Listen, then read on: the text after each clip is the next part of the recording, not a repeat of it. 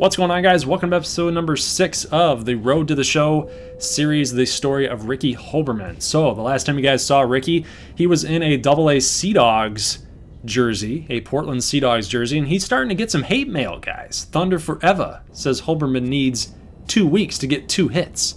Well, I guess when you're looking at those statistics, one would have to be very, very blind in order to say something like that. But he's just hating. He's a Yankees guy, Trenton Thunder, Yankees minor league system. But that's a good thing, though, because once you start getting some haters, that means you're doing something right. People are getting jealous, right? They're not liking you for you and the game that you have.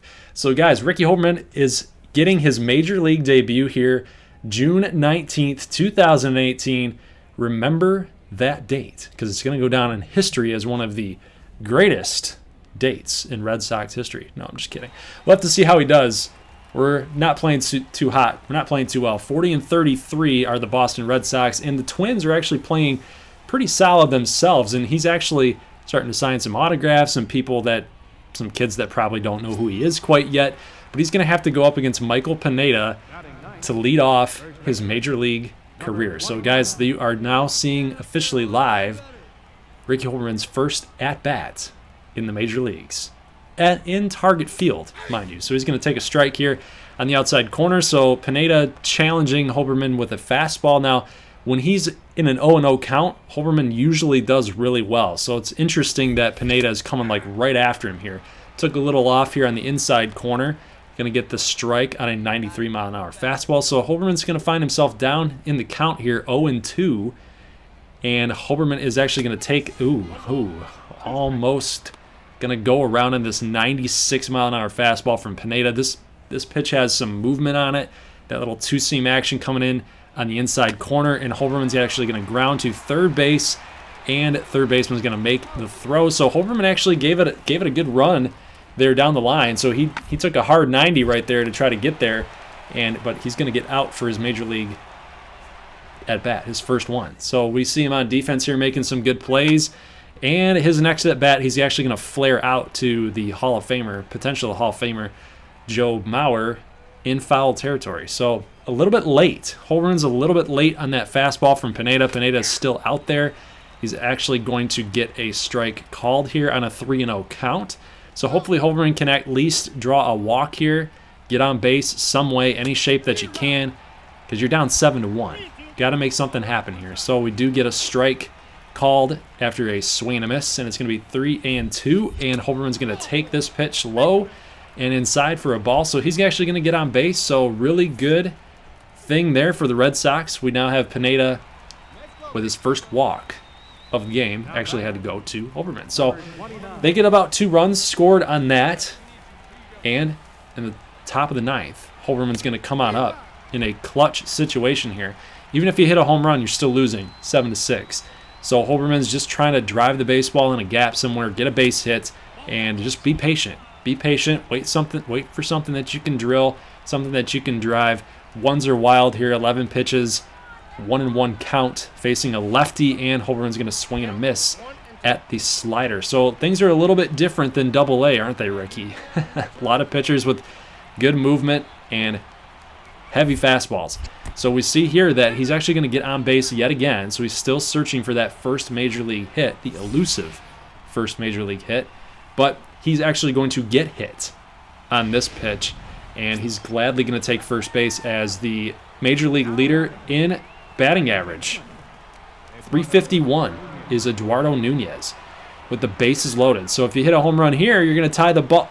Whoa. He elects to bunt.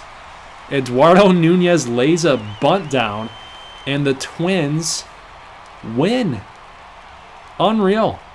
Why he elected the bunt, nobody's going to know, and nobody's ever going to find out. So Alex Cora, I don't know if that was a play that you called or if that was on his own, but that was not a very good decision here. So we turn the pages to the next day.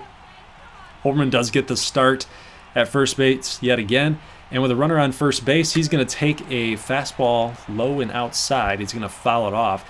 This is Irvin Santana, guy that has had some success in the major league level. A guy that is not going to overpower you. He does have a high 90s fastball, but he tries to get you out with a lot of off speed. You guys saw that right there. So Holberman is actually going to get his first major league hit in target field against Ervin Santana. So there you go. Save that baseball. Ricky going the other way. He loves going the other way. That's the type of hitter that he is. I think that's Rafael Devers going to take the baseball there. That is Devers. So got to keep that.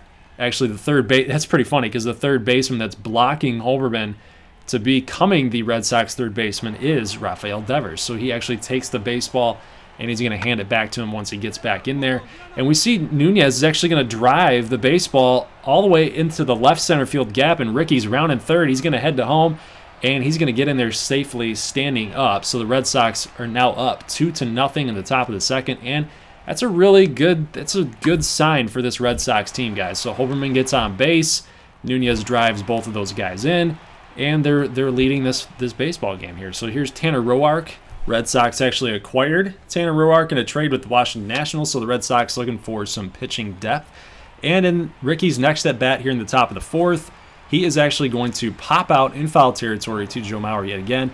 And it's kind of been an issue for him being late on a lot of pitches. And here's a nice opportunity to get in on some web gem possibilities. And Holberman is going to dive and make that grab. And he's actually going to make the play standing up at first. So speedy runner able to nab him. So here top of the seventh, and the Red Sox end up losing the lead.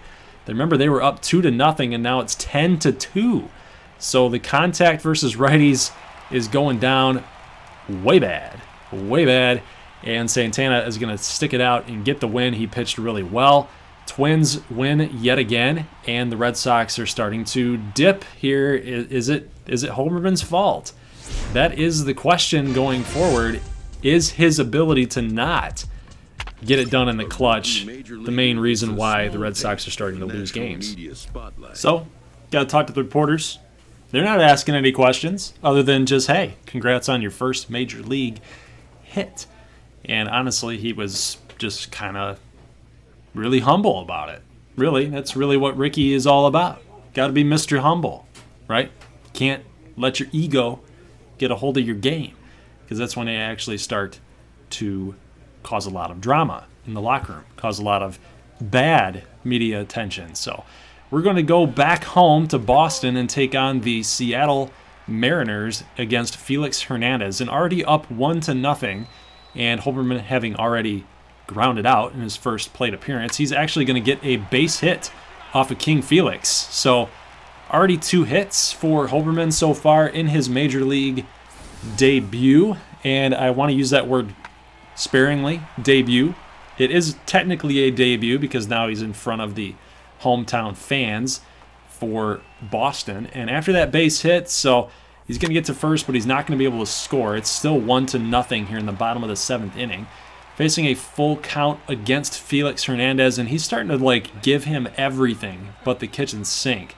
Literally. I mean, geez, oh Pete, he's throwing him every single thing you can think of, and he just outlasts him a little bit too long there, guys. So Holberman's going to strike out on a pretty nasty pitch, in my opinion. He was throwing him low, throwing him inside, throwing him outside, but he didn't throw him high until the very last pitch there on a 3-2. Should have been a walk. Should have taken that pitch and gotten back on base. So luckily for Holberman, though, nothing hurt. Nothing damaged there. So Red Sox going to win. David Price gets the complete game shutout. Now we get in the second game against Mike Leake, and in the bottom of the second inning, Holberman is up in kind of a crucial situation here with a runner on second base, early going, and we see that Holberman's still going to swing and a miss, and he's still going to be struggling there on kind of the off-speed pitches, guys, with some movement.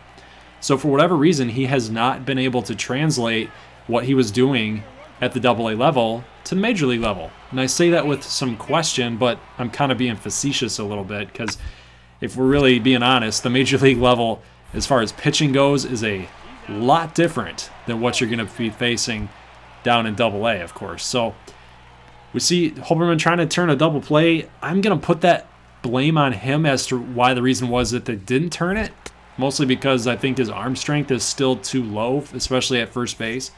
I know you're not supposed to have a ton of arm strength at first base, but I think that in specific, trying to turn double plays right there, you got to have at least a little bit of oomph behind your throws to try to turn it. I think that was a deciding factor.